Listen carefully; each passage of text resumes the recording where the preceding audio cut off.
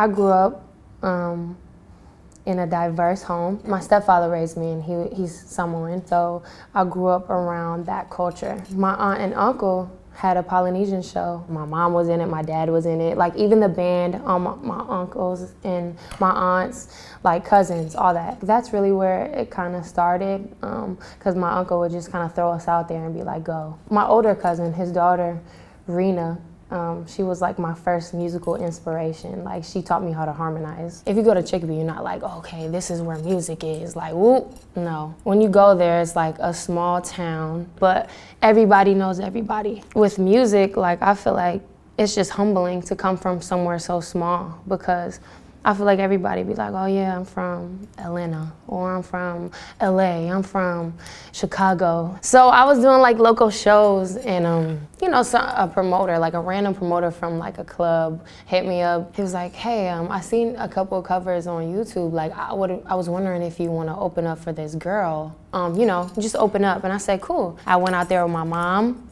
and it was just me and her. We drove to New York, and I didn't have no material. I just had some covers that I was gonna sing, and I did. The guy who owned the show was like, man, I think you're amazing. Like, ended up this dude was actually doing video content for Yancey at the time. But Yancey and Raphael Saadiq, they're very close. So they ended up flying me out to Atlanta. That was like the first initiation, and then like, that was literally all she wrote. Like for the next couple of years, I was grinding, like working in the studio all the time. I started getting auditions, like labels started calling, like, you know, we wanted an audition.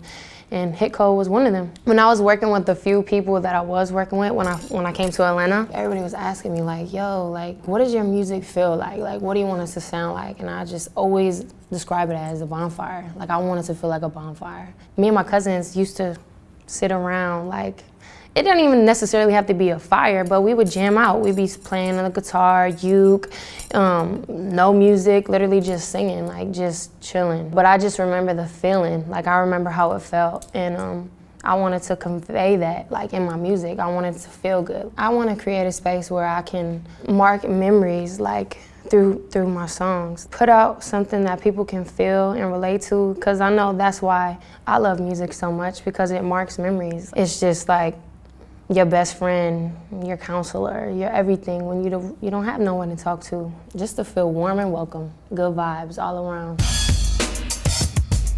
What up, squad? I hope you enjoyed the video. If you did, you can hit the subscribe button. You can also follow us on Twitter and Instagram by clicking the links below. Until next time, thanks for watching All Def Music.